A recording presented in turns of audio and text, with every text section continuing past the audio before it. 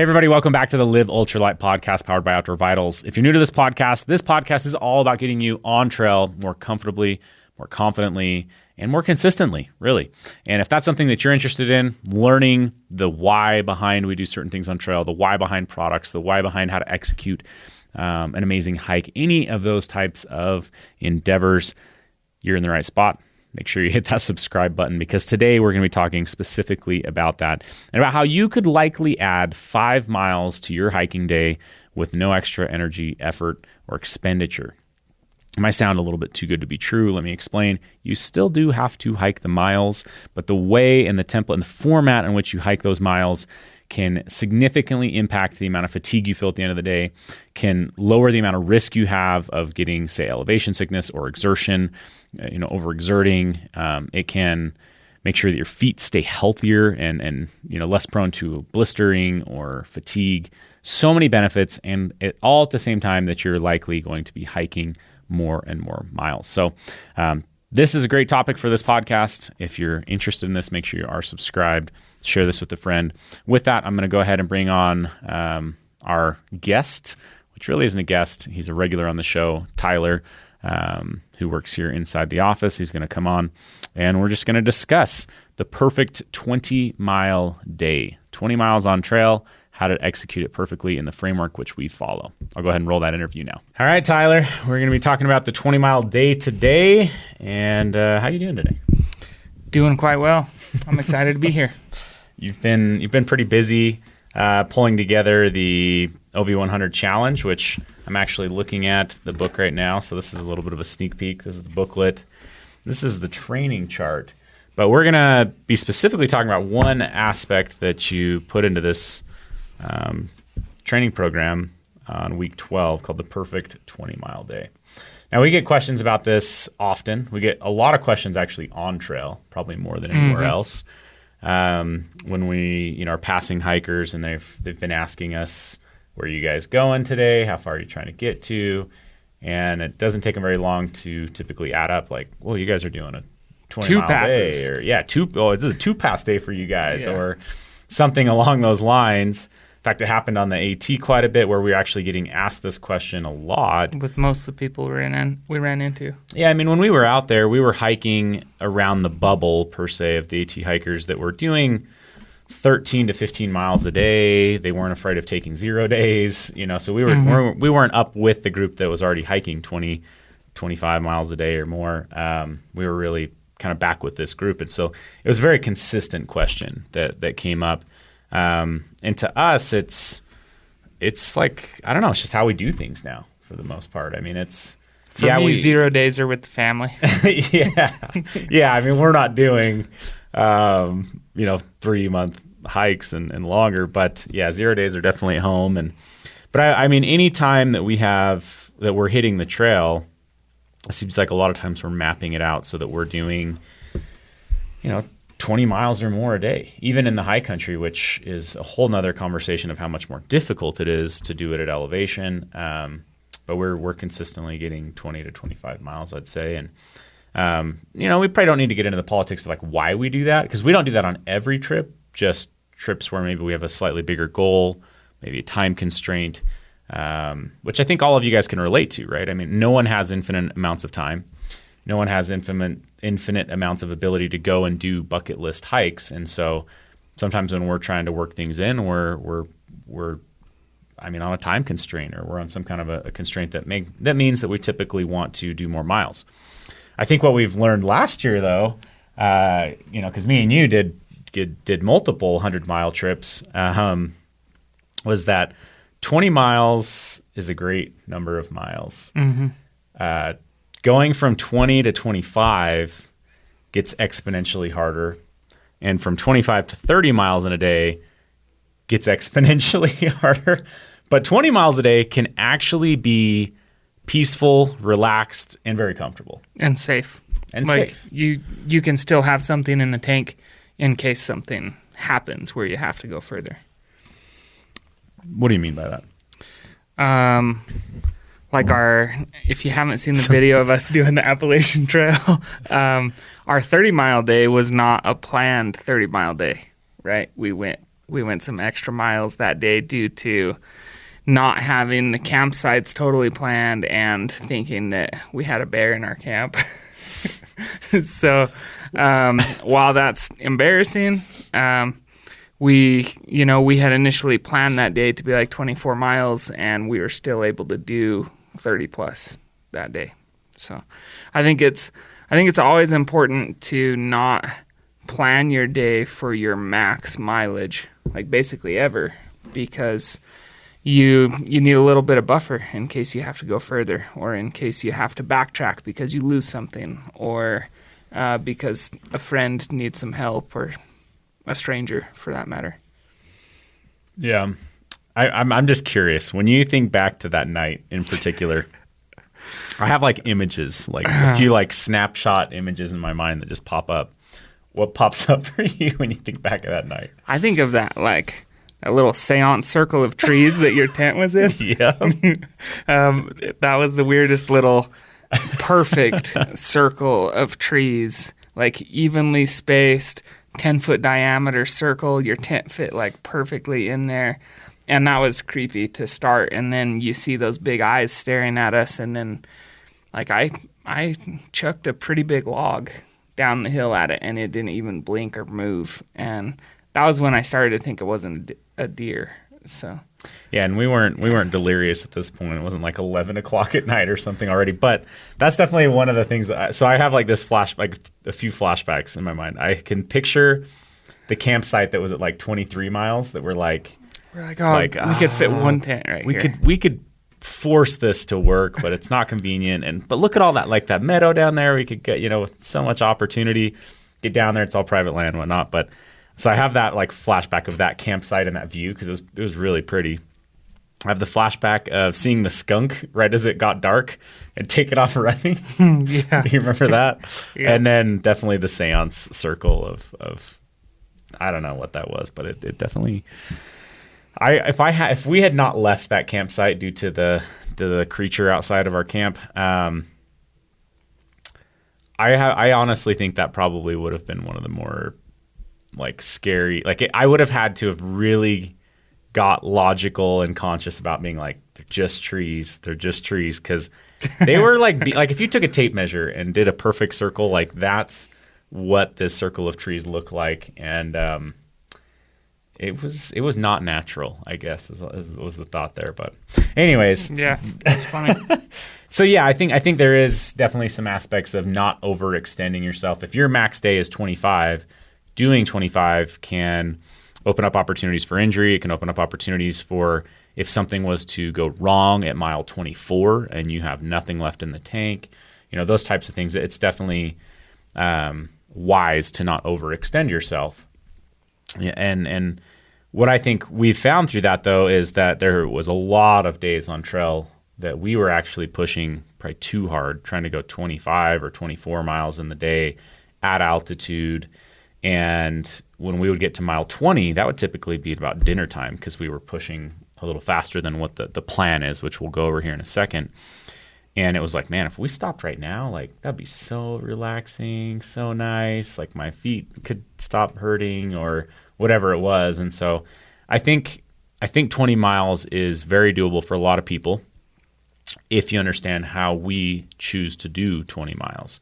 It's not an all-out blitz. It's not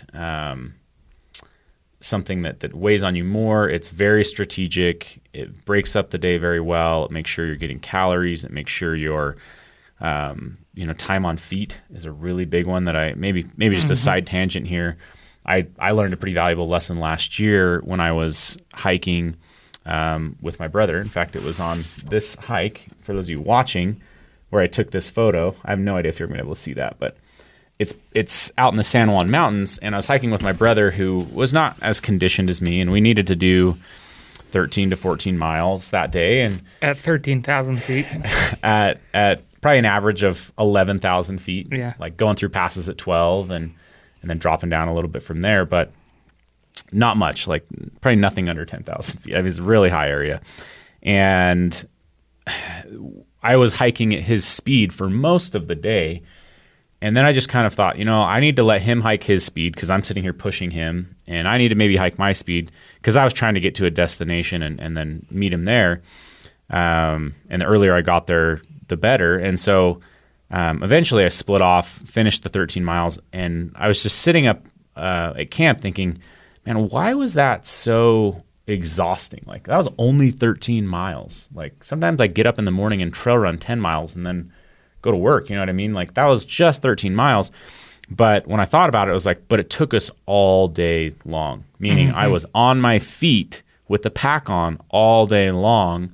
I was just hiking slower. And that's a real thing. If you can increase maybe the speed that you're hiking and take more frequent breaks, I'm an advocate of doing that because I think that it does reduce the amount of time on feet. It allows your feet to get rest, maybe to raise your feet and reduce some swelling and things like that. And so this system also optimizes that. So, yeah, totally.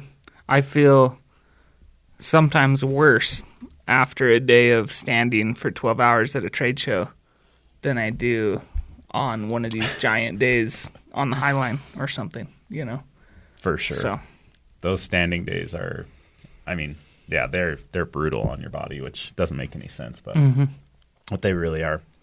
Okay, so why don't you go ahead and introduce the backstory here? So I guess you're the most familiar with it, but I did, stumble across this concept through a book called Lighten Up, and started to implement that here in the office, and as we were looking to extend our days, because to be honest, you go back to 2016 to 2018, probably in there.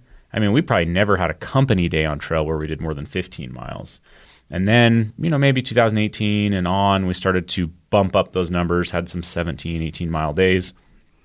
And then it was like, all of a sudden we went from that to like 20 was the minimum. And we're like, for certain trips, we're doing 20 plus and we're all doing it at a better rate. Yeah, we had a 38-mile day. But we're all doing it actually in better condition than we were doing even this. I remember getting to the end of a 17-mile day and just thinking, that was so long, that was so hard, I'm so exhausted, my feet hurt, all these things, whereas now I might feel that way at the end of a 24-mile day. And so we've really changed, and that's maybe conditioning, that's maybe a variety of factors, but you can definitely increase mileage and do it in a very comfortable way through a system. This system that we're going to talk through right now, we call the Perfect 20-Mile Day. Again, that was originally brought onto my radar by Mike Cleland, who's written a couple books, and I think this one you've got in front of you, he co-authored with Don Ladigan. Actually, which one does so Mike does the illustrations. Don's the author, right? Yeah, I do think there's some co-authoring in there, though. So, yeah. It's just this little book called Lighten Up. Super fast read, and I think every backpacker should read it because there's some awesome little tricks in there, and they take the same approach to going ultralight that we do, which is we don't believe you have to be a masochist to be an ultralight backpacker. Like, for us, it's all about performance, and performance is a balance of comfort and lightweight and functionality, and we believe that you can get all of those things in a sub 10-pound base weight. So this Lighten Up book is great, and that is all those are all things that add up to allowing you to have the perfect 20-mile day, because you're not going to do a perfect 20-mile day with a 40-pound pack. It's just that is not a comfortable, perfect day. It's a doable day, but not comfortable or perfect. Pounds are, there's no way around it. Adding weight to your pack has a significant impact. I think we've talked about this, but there's times of the year where I'm a sportsman, I'll go into the field, I might be packing out an animal, and it is insane the amount of mileage I can do with my 10-pound base weight versus my hunting gear, maybe camera gear, spotting scopes, things like that might put my base weight at 40 pounds, and then my food, right? It's insane the amount of many more miles I can do and the the condition that I feel when I get there, just by swinging that 30 pounds up in a base weight. Well, even just the difference in that setup, because if you're hunting like that, you're going to be wearing a higher ankle boot for support for the extra weight, right? And just the difference in the weight in a lightweight mid boot versus a lightweight trail runner makes a big difference in the day. Well, like just ounces, but it's a huge difference over the day. And that's something that I've really been dialing in on that hunting side, that sportsman side, is the lighter I can get my pack, the less foot support I need, so I can get into a mid boot instead of a full boot, or basically a trail runner with a slightly higher end on it. Yep. And my feet still do really well, but my feet are way lighter. And we an ounce on your foot, I swear, is worth a pound on your back, if not more. Yeah. And so taking weight off of your feet, keeping your feet light, absolutely huge, as well as your pack. But with this, I was looking through this. I think this Lighten Up book is one of a few that he has. I think it's actually in a different book that he has. Same two authors, essentially, or author and illustrator that goes into the 20-mile day specifically. So we may have to pull that up. They do have it in here. I was just looking at it. They had the quick start in there, but in the other one, I think they go into a lot of detail on. So, yeah, as far as talking about the book, Lighten Up with Don Ladigan and Mike Cleland, the reason they bring it up is when they talk about the quick start camp and stealth camping. And these are all things that put us onto like running the perfect 20-mile day, and we borrowed some ideas from this. But essentially what they say with the stealth camp is, and we agree with this, it's often better to camp in places that aren't getting as much impact. So you'll be hiking along the trail, and if it's a dispersed camping area, you'll see the very worn-in campsites. And those campsites can become problematic over time. They attract more and more critters, but also it's just more and more impact on that area. So that's a lot of what the Leave No Trace organization is about, is helping you to stealth camp or camp in proper permitted areas. We're huge fans of dispersed camping. Don't get us wrong. Like we will take a dispersed camping route through the backcountry where we won't see anyone any day over going to a national park, but we do it all. So the idea behind their stealth camp is you roll in late in the evening, you don't set up a giant camp because you've already eaten dinner. And so you just find a small spot, you set up your tent, you're good to go. And then in the morning, you don't eat breakfast at the camp. Like that's a lot of what they talked about with the stealth camp. And that fits perfectly into our perfect 20-mile day. And what's good about that is there's no food attracting critters to the campsite ever, because you don't really have it out at that time. But then also it's real fast going in, real fast coming out, because you're just not setting up a ton of stuff and trying to make a giant campsite. So what that means is we eat on the trail. And in our perfect 20-mile day, we will wake up when the sun comes up, like right around that same time. And then we will break camp.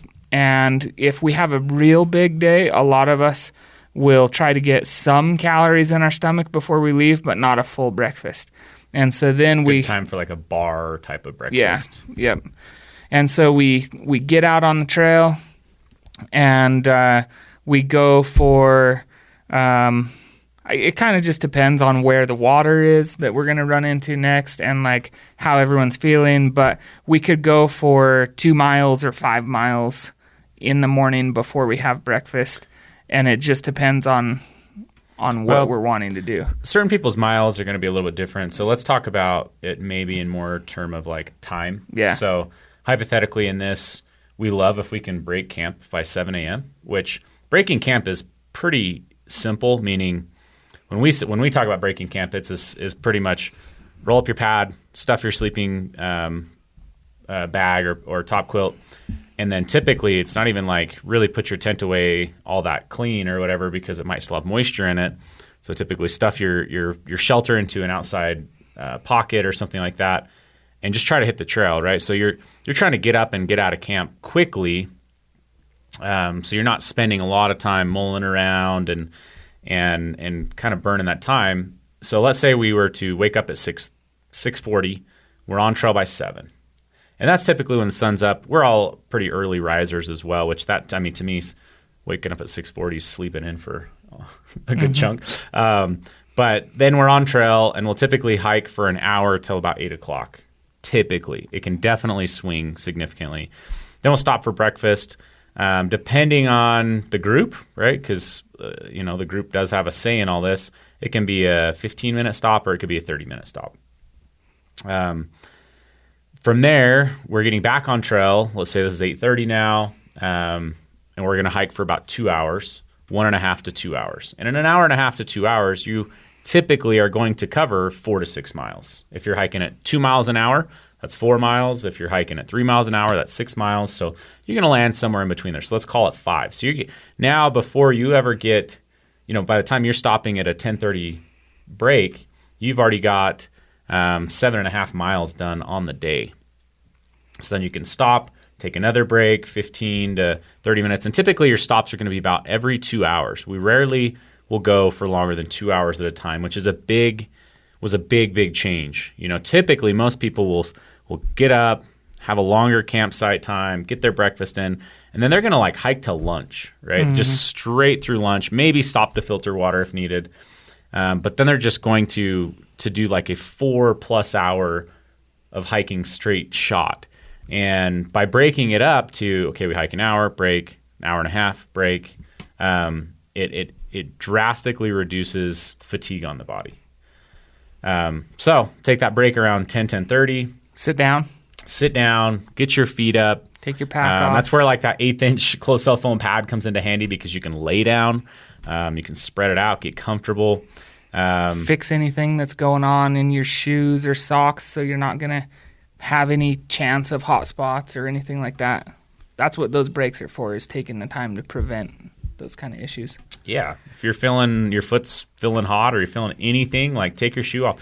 And even if you don't tape your shoe or your feet up, by just taking your, especially all you guys out there that love Gore-Tex shoes, which I'm not a fan of unless I absolutely have to have them, your feet get hot. Well, that's the number one thing that's going to cause a blister is heat. So take your feet out of your shoe for a minute and let it cool off. Let your socks dry a little bit in the breeze, and then that's just blister prevention. It helps your feet have time to recover a little bit, and then it gives you opportunity to get more calories in your body. So typically, anytime we're stopping like that, we're going to take a snack of some kind. We're not cooking a meal. We're just taking a snack. 15, 20, 25 minutes, and then we're back on the trail. Hike for another about 2 hours, so you're getting another 5 miles in, and then you're stopping for lunch. Now we're sitting at 12.5 miles on the day usually by the time you get to, let's say, 12:30 in the afternoon, which gives you some options because now you can take substantial breaks. You're a ways into the day. So at lunchtime, I would say we always say we're not going to, but we typically take an hour. We'll sit there. We'll say it's going to be filter 30. water. Yeah. Yeah, and we're and then and again, the bigger the group size you're in, the slower you will. The longer your breaks will be. Maybe not the slower you'll hike, even though that's probably true, but for sure your breaks you'll have more breaks and longer breaks. Basically, every person's going to add 10 minutes to your break times. Seriously. Yeah. You're this happens every time. You get to a spot and someone's like, I got to filter water. It's like, okay, so you wait for this person to filter water. You're just about to leave the water and someone's like, yeah, I better grab some water too. And then they're grabbing water. And that happens at every single water stop. So that's an extra 10 minutes at every water stop. Yep. That happens no matter how much we talk about it, I swear. Because they stand there I'm good on water. And then you sit there and you talk about how many more miles it is. And then you start talking about how much water do you have? And you just talk yourself into picking up some more water. So yeah, it's always longer with bigger group. So we take an hour-long break. Now it's, let's say, 1:30 in the afternoon. We do another 2 hours. Now you're 2:30, 3:30. You can take another break. But now you're at 17 and a half. I mean, you can see how quickly this adds up, right? And let's say you didn't do a full 2 hours and you didn't get a full 5 miles, and let's say you got 4 on a few of those. You should be sitting at about, you should be sitting over 15 usually by the time you're taking that afternoon break. And then from there, a lot of times for us, it's like, okay, hike for another hour, hour and a half, and just kind of pick a spot on the map where we want to have dinner. So then we do that, have dinner on trail, which this part is probably one of the bigger changes for most people listening, is that we have dinner on trail. We'll stop usually by a water source, we'll filter, we'll eat, and then we'll pack up our stuff and head out again. And typically after dinner, ideally we only hike for about another hour, and then we set up camp. But it's different for sure, because everyone just thinks about getting to camp and making these big meals and things. But we've really come to enjoy this, because 9 times out of 10, when we want to get all the miles in and then stop for camp, what it means is that we don't eat at 5, we don't eat at 6, we get to camp at 7, but then you've got to still set up your camp, and you want to do that in the daylight. So then you're not eating till 8 o'clock. And by the time you're really eating, it's like, man, I needed calories at 5 o'clock, not 8 o'clock. And now you're like getting behind on calories, and then you're eating right before bed, which isn't always good for digestion. You're too exerted to eat because you've gone too far. Especially that happens a lot to us where we're talking or in elevation a lot, right? Mm-hmm. Like you can get overexerted and then you lose your appetite at elevation. And so for us, you need to keep your calories coming in at a consistent, frequent basis. It keeps you feeling really good. It keeps you feeling fresh. It keeps you off of those calorie walls that are so easy to run into when backpacking, especially when you're doing bigger miles. And so it really protects you. And so, again, when we've done it the other way, it really is like 9 times out of 10, you're not eating till 7 or later. Well, at home, I mean, I eat at 5:30 every day. I don't eat at 6:30, 7. So that messes me up. But also, when you eat at camp, you eat, you finish eating, then you maybe eat some snacks, and then you go straight into your bed. And it's not a great digestion idea to just eat and then go straight to bed. And so I find also that what I really enjoy is if we're stopping at 5 o'clock to eat dinner, we get back on our feet. Maybe at that point in the day, like we're tired, we just have food in our gut. So we're not like crushing miles at that point, but you can meander down a trail at 2 miles an hour and still be very comfortable, not overstrain. And then the best part of all of it is you're hiking during that beautiful time of day, right? You're bumping into animals all over the place because they're coming out to feed. It's what do you call that? Not golden hour. Golden hour. Oh yeah. Which comes from like photography and videography, because everything's so beautiful, everything's lit up, everything looks amazing, and that's when you're actually still covering miles and just getting to view that. Or even in the morning, the golden hour there in the morning, it's the same thing, right? You're covering miles while that sun's coming up. You're watching the sunrise. You're seeing it come across this mountain or whatever it is. You're still bumping into animals.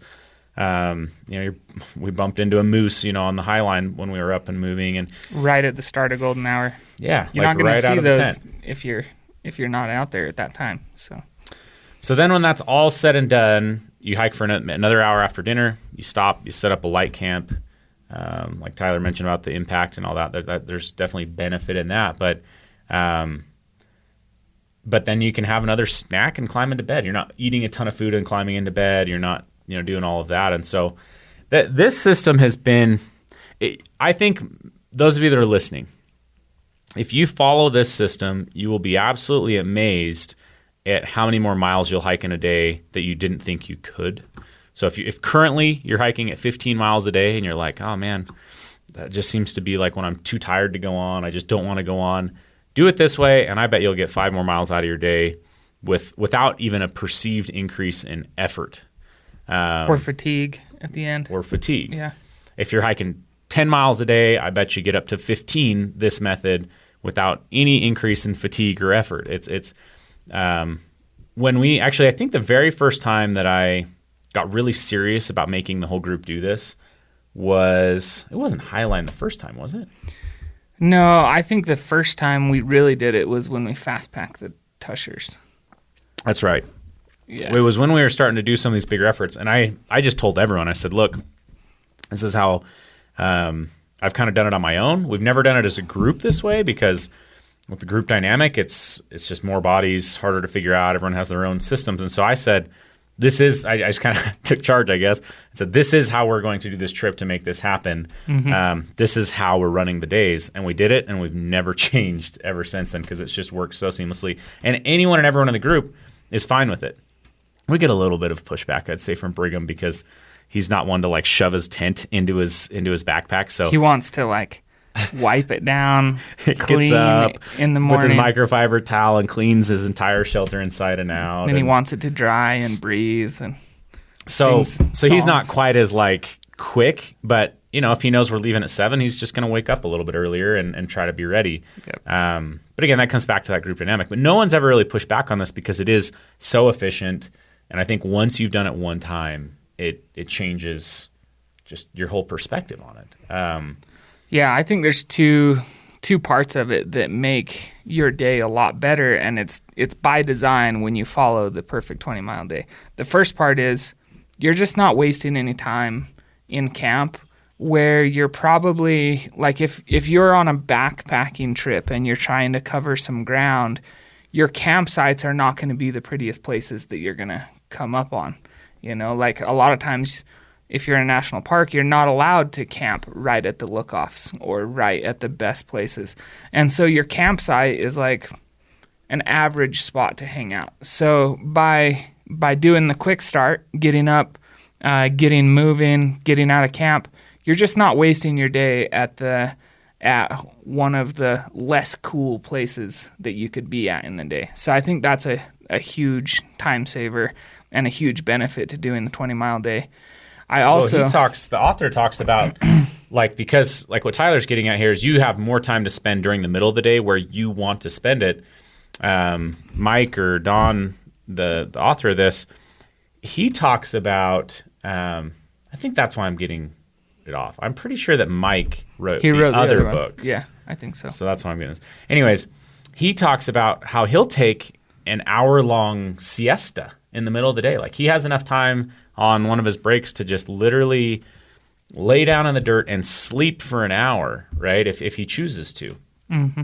I think that's the benefit of this is you could sit at a vantage point for an hour. You could sit by a lake and fish for an hour, still get the miles in, still get 20 miles in by just breaking up the day this way and getting comfortable with, let's say, I think the biggest thing you have to get comfortable with is hitting the trail before breakfast and hiking after dinner.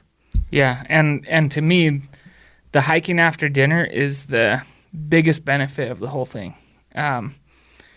Although I do really enjoy that we have our meals at very scenic places now. Like basically everywhere we go, we're perched on the edge of a cliff looking over a huge basin or down into a canyon or something because you have that opportunity to set your meal time at a really cool place. And if you're planning ahead, you can usually find an awesome place to do it. But for me, the biggest benefit of the whole thing is being able to have dinner at 5 or 5:30 or even 6 and just get a good solid rest and then get some calories in so that those last few miles in the day, you're not dragging and you're not creating a calorie deficit that then you're going to carry into the next day. Because if you're doing a 4 or 5 day trip, if you don't eat until you get to camp at 7 or 8, you're going to have a calorie deficit for that day, and then you're going to sleep, and you're going to carry that lack of energy from that first day into the next day and into the next day, and you're going to drag more and more from day to day and feel like you can do less and less, and that will affect your entire trip. So for me, getting those calories in the evening, finishing the day off strong, really sets you up for the next day and helps you to have the energy that you need when you need it. Yeah, when you're building a deficit on a trip or a trail or whatever, it's almost impossible to dig your way out of those holes without a lot of experience or having an adequate amount of time. Because typically what you have to do is lower your exertion level. So if you build yourself a deficit in hydration, you may have to slow down or stop, for half a day or something to really reset yourself. Same with calories, right? Because it all compounds. When you're at altitude, for instance, and you start to overexert and you start to lose your appetite, and then suddenly you don't want to eat. You went too long between eating and you overexerted and you hit a calorie wall, and suddenly your body doesn't want to eat. And so then getting out of that calorie wall is pretty much impossible unless you slow down, unless you let your body rest or reset, or you get down from elevation or something like that. And so it's 100 times better to be ahead of this than to build any kind of a deficit. And it keeps you feeling way better on trail. Yeah. Well, and two, I think it's worth mentioning that like altitude sickness happens whenever you have any sort of weakness that you've allowed to creep in, right? Like we've talked about this over and over amongst ourselves about when we've seen people get it or when we've gotten it ourselves. And it's always been when you have a little nick in your armor, so to speak, that the altitude sickness will come in and finish off whatever ailment is started. So if you're a little bit dehydrated, you're way more susceptible to get altitude sickness. If you have a little bit of a calorie deficit, you're more susceptible to get altitude sickness. If you're, not getting proper rest. Yeah, exactly. Not resting. Not getting sleep, not just rest, sleep. Exactly. Those are all things that will make you more susceptible. And so you have to be paying attention to that because, there's a lot of people and a lot of stories where people are up high in the mountains and start to have issues and have to come down, and when they come down, they're like, oh, well, it wasn't altitude sickness. It was, I ate something bad, or I didn't, I wasn't conditioned, or I had some other issue come on. And essentially, like with all the time we've spent up there and the different things that we've experienced, which we both have had our share of altitude sickness and experiences of being sick on the mountain, we have come to the conclusion that it doesn't matter how it starts, it's going to end as altitude sickness. Yeah. So that's a great like I think of altitude sickness as this big black net that you either get caught in to begin with or you get caught in as you're falling. You know what I mean? Like, but either way, it ends in that. Mm-hmm. And keep in mind, too, for all of you out there that are like, oh, we don't have 12,000-foot peaks to climb. Altitude sickness can start at 7,500 feet, 8,000 feet is when you actually start to become at risk of altitude. And many people out there, and maybe even less than that, depending on how sensitive you are, I've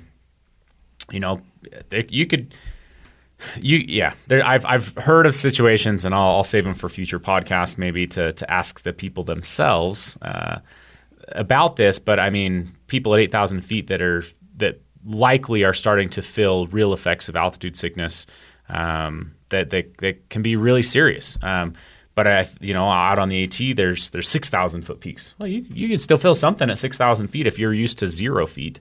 But it just all adds up, because even if it's not altitude sickness, it's overexertion. If it's not overexertion, it's dehydration, and they all play a part. And so systematizing your day when you're going out on, say, a bucket list hike, you're trying to get through the miles that you're hoping to do in a timely manner. This has been and proven to be the best possible way to break up a day that's comfortable, reliable, consistent, and that you will learn to love, because you'll learn to love hiking at 7 a.m. or at 7 p.m. You'll learn that is the best time to be out walking around on trail versus sitting in camp, and especially if your camp's socked in by trees and you really can't see any views or any vantage points. So, okay, Tyler, I know we need to get you out of here, so I'm going to let you hop off the podcast and I'll wrap things up. So appreciate it. If you have not yet heard of the OV 100 Mile Challenge, make sure to check that out. Tyler's been the main proponent pushing that together and organizing that. So appreciate that. And hopefully we'll see you guys over inside of that group. Yeah, I will say it does take some conditioning to do the perfect 20-mile day consistently, day after day. And that's the whole goal of the OV 100, is to just help people to become more capable, confident, and comfortable in the backcountry. So Awesome. Thank you. Yep. Thanks. All right. So just wanted to thank Tyler again for coming on the show today and walking us through this. And I want to take a quick second to go back through this. We might have gone through this a little bit quickly. So I want to walk through one more time for you how we break down the day and the associated miles with that, so you can really get a great picture of what this looks like in practice. So if we were to start hiking at 7 a.m., so if we were to hike from 7 a.m. to 8 a.m. and get about 2.5 miles in, then you take a 30-minute break for breakfast. From 8:30 to 10:15, about 10 to 10:30, so 10:15, you get another 4 miles in right there. Then another 30-minute break. You go from 10:45 to 12:30, get another 4 miles in, and then you stop for a whole hour for lunch, right? And now you're sitting at 10.5 miles by the time you get to lunch, 12:30. So you've got the whole day in front of you still in many ways. So you get to hiking again at 12:30, 1:30 to 3:15, get another 4 miles in, take another 30-minute break, start hiking again at 3:45, hike to 5:15, get another 4 miles in, and then you have another hour-long break for dinner now. So now you're sitting at 18.5 miles by 5:15 in the evening. You eat your dinner for an hour, get back on trail at 6:15, and you can hike basically till you hit 20, or typically we'll hike for, let's just say 45 minutes to an hour. You're going to get another couple miles in, and now you're over 20. You're sitting at about 20 to 21 miles on the day through that exact breakup. The nice thing is, many of these averages we're using getting about 2 miles an hour, maybe just a hair over 2 miles an hour, which is a pretty acceptable pace as long as you're being maybe efficient with water stops. Maybe when you're stopping at these different breaks throughout the day, you're stopping at water whenever possible. It's just a really easy practice, and knowing this, you can start to plan your day to hit some of these water stops and say, okay, when we get to this water, we'll take a break, because sometimes it can just be pushing around a break by 15 minutes or so. So it makes a lot of sense. It's pretty dang simple. Just realize that you pretty much are never hiking. You should never really be hiking more than about 2 hours in a single go without taking a break. And most breaks are going to be 30 minutes. You can have 60-minute ones for lunch and dinner, or a lookout, or however you want to do this. So it really is a simplistic way of breaking up a day. It sounds not that intuitive. And this isn't the only way to hike, right? That's not what we're saying at all. We're just saying that this could likely, from where you're at right now, if you have not done this could likely increase your mileage on trail significantly without adding much impact on your body, more fatigue, so on and so forth. Now, this is just 1 week's worth of training inside the OV100 challenge. So you can see right here, that's essentially what this is. The way that we do things too is if you're inside that group, we'll have you read this chapter or week, along with maybe the next one, which looks like the one previous to this would be the OV Proven Packing List. And then we hop on a live coaching call, where we field questions, we talk through these principles and practices, and we help people make sense of them in real time on a live coaching call. We allow you to ask questions. It's a really, really interesting thing. And this is all a part of the OV100 mile training framework. So this really is the meat and potatoes of what you get with this program, is a training program, a training framework that helps to think of it as a DIY coaching system, or you're coming on a hike with us and we're just assisting you and making sure you don't overlook anything, making sure you execute it right, and making sure you get the most out of that experience. It's a phenomenal tool. It's one of my favorite things that we do here. It really is. We make way more money if you were to buy a product from us. By the time we pay to print all this, we pay to ship it all to you, we pay to ship you the finishers items. We basically make no money on this. To be honest, the only way that we even make money on this is if you don't complete the challenge, which is not our goal. We want every single sign up to complete the challenge. So not our goal. And so again, that's when I come back to this, we're just passionate about this. We think this will change lives. Our purpose here at Outdoor Vitals is to connect you with the vital outdoors in any way that we can. And a lot of that isn't just the gear. A lot of that is the education, this framework. It's eliminating unknowns, right? So what you get with this, if you're someone who's like, man, I've done an overnighter here, I've done an overnighter there, but I'm a little nervous to do a section hike, or I'm a little nervous to go out for 4 days, or I'm a little bit nervous to cross the country and hike the John Muir or something like that. It's uncomfortable to you. Well, that's what this is right here. It's a massive checklist. It's a training framework. It's all of the above, because just imagine that you've been putting in for John Muir hiking permits forever, and you finally get them and you go show up and you're not prepared. You don't have the right gear. You didn't do enough training. You didn't know what kind of training to even do. Maybe you thought you were trained, but what you find out is that you were hiking treadmill miles, and that doesn't equate to what the John Muir Trail miles would be like, which is 100% true, by the way. If you're hiking treadmill miles and you're going to go do the John Muir, it will break you and it will not be pretty. And so this is that extra assurance. It's that extra camaraderie, right? We have hundreds and hundreds of you guys that have signed up for this. It's going to be a ton of fun. And there's much more inside of here that I think you guys will find valuable. Make sure that if you are a part of this group, jump on the live coaching calls. They're absolutely fun, exciting, beneficial, educational, and we can answer your specific questions on those. So anyways, that's the 20-mile day. I hope you guys enjoyed that. I hope you guys enjoyed the details that we went into. I really, really think that if you've not yet tried this, you absolutely should. But if you have any questions on the 20-mile day, if you have any questions on the 100-mile framework, or any other questions for the podcast, you can reach us in two ways. You can email us at the liveultralightpodcast@gmail.com, which will forward into one of our email addresses, or you can reach us at by leaving a comment on the YouTube channel where we also publish this podcast. We really just wanted to say a big thank you to you guys. This podcast has been growing. We've been increasing in viewership and listens and everything. But I would love to see a few of you guys put a few more reviews out there. So if you've yet to review the podcast, please go and do so. It really helps this podcast grow, helps us help more people get out there and get connected to the vital outdoors. Thanks for tuning in. Make sure you subscribe, and we'll see you guys on a future episode.